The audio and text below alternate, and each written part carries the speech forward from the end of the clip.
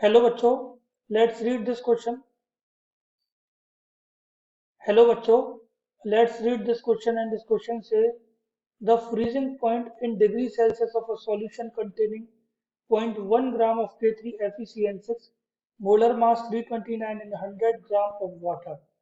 Kf is equal to 1.86 Kelvin kilogram per mole is option A minus 2.3 into 10 की power minus 2, option B minus 5.7 into 10 की power minus 2, option C minus 5.7 into 10 की power minus 3 and option D minus 1.2 into 10 की power minus 2।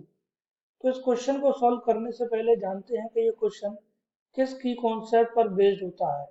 तो इसका की concept होता है depression in freezing point. और डिप्रेशन इन फ्रीजिंग पॉइंट जो होता है ये एक कोलिगेटिव प्रॉपर्टी होती है। ये एक कोलिगेटिव प्रॉपर्टी होती है जिसको रिप्रेजेंट किया जाता है सिंबल डेल्टा टी एफ से। तो चलिए शुरू करते हैं। देखिए डेल्टा टी एफ जो होता है उसका एक्सप्रेशन होता है delta T F is equal to I K F M. I K F M small M होता है weight in gram of solute divide by mass of solute, molar mass of solute divide by M. इसको मान लेते हैं M, इसको M one मान लेते हैं मास ऑफ सॉल्यूट को। और ये डिवाइड इनटू 1000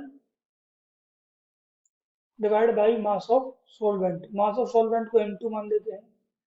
और हमारे पास सब चीज गिवन है एक्सेप्ट आई। आई क्या है यहाँ पे? Van't Hoff factor. K F है यहाँ पर molar freezing point depression constant. M है weight in gram of solute. M one है molar mass of solute and M two है molar mass of M two है mass of solvent in gram. Okay, तो यहाँ पर देखिए हम आपको वांट ऑफ फैक्टर का वैल्यू निकालना है किसके लिए? K3FeCN का होल K3FeCN6 के लिए। तो वांट ऑफ फैक्टर का वैल्यू कितना होता है? Number of ions formed after dissociation. तो K3FeCN6 जो है वो डिसोशिएट करेगा 3K पॉजिटिव में एंड FeCN6 3 माइनस में। तो number of ions after dissociation कितना मिल रहा है? 4। इसीलिए आई का वैल्यू कितना होगा? 4। अब आई का वैल्यू कैलकुलेट हो गया तो डेल्टा टी एफ कैलकुलेट करते हैं। चलिए डेल्टा टी एफ, आई का वैल्यू 4, के एफ का वैल्यू 1.86 केल्विन केजी पर मोल, केजी पर मोल। और इसके बाद ये केजी में है इसीलिए ये 1000 यहाँ पर इसीलिए यूज किया गया है कि ये जो केजी में है इसको ग्राम में कन्वर्ट किया गया है, इसीलिए यहाँ पर केजी यूज किया गया है।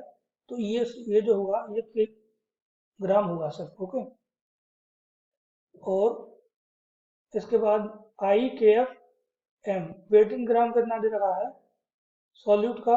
0.1 ग्राम इंटू 1000।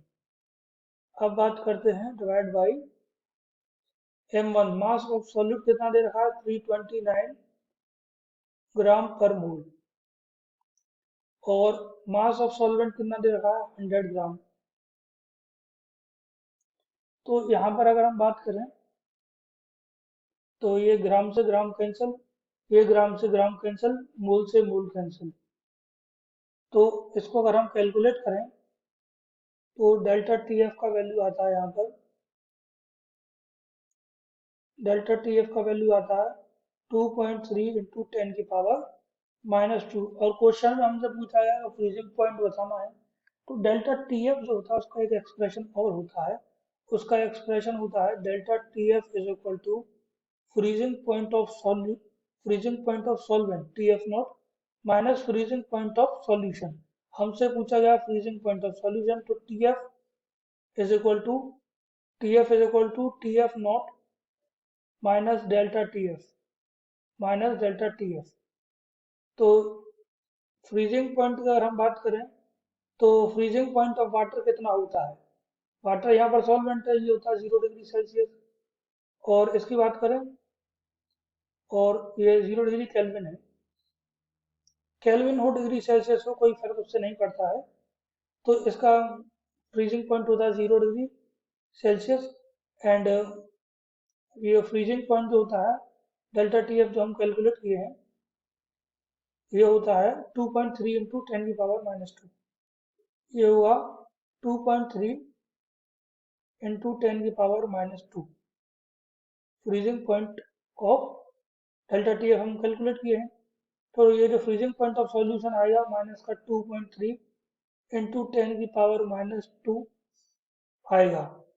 और ये जो freezing delta T F freezing point of solution is -2.3 into 10 की power -2.